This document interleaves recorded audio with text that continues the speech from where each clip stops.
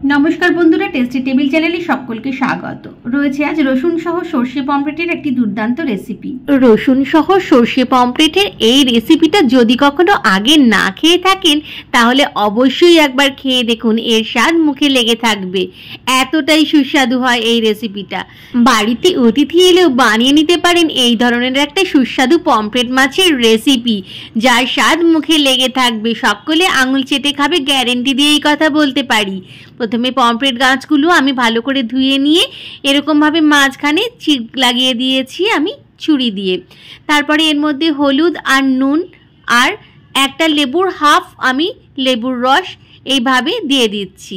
হলুদ, নুন আর লেবুর রসটা দিয়ে প্রথমে আমি পমফ্রেট মাছগুলো 2-3 মিনিট একটুখানি মাখিয়ে রেখে দেব। তারপর দেব এর মধ্যে সর্ষের তেল।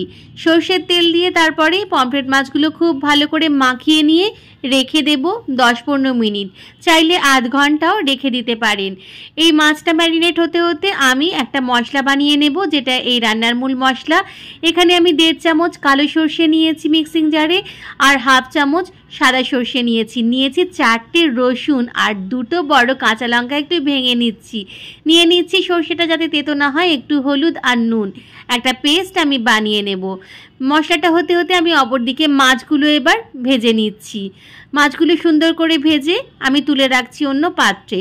পমফ্রেট মাছ খুব বেশি লাল করে ভাজার কিন্তু দরকার হয় না। এবার চলে যাচ্ছি মূল রান্নাতে।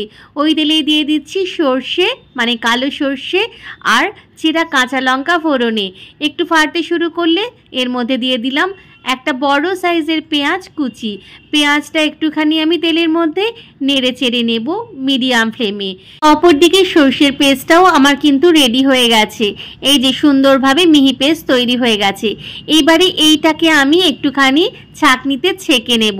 সর্ষে যেহেতু খুব একটা খাওয়া হয় না, তাই আমি ছেঁকেই ব্যবহার করি। পেঁয়াজটা নরম হয়ে গেলে এর মধ্যে দিয়ে দিলাম একদম ছোট চামচের 1 চামচ হলুদ গুঁড়ো আর লঙ্কা গুঁড়ো।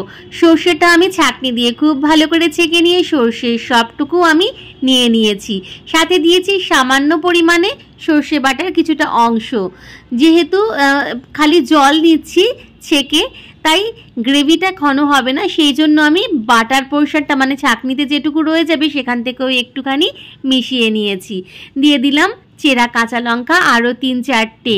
ব্যাস, আর কিছু না, একটু নেড়ে চেড়ে নিয়ে মাছগুলো দিয়ে দিলাম। ঢাকা দিয়ে দেব 5 মিনিটের জন্য। ব্যাস, একটুখানি ফুটলেই কিন্তু রেডি হয়ে যাবে দারুণ স্বাদের রসুন দিয়ে সর্ষে পমফ্রেটের রেসিপিটি। ওপর থেকে ধনেপাতা ছড়িয়ে পরিবেশন করুন গরম গরম সাদা ভাতের সাথে।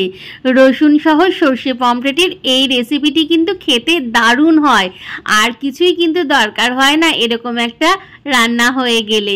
যদি রেসিপিটি ভালো লেগে থাকে অবশ্যই এই পদ্ধতিতে একবার বানিয়ে দেখুন। রেসিপিটি শেষ পর্যন্ত দেখার জন্য অসংখ্য ধন্যবাদ। ভালো থাকবেন।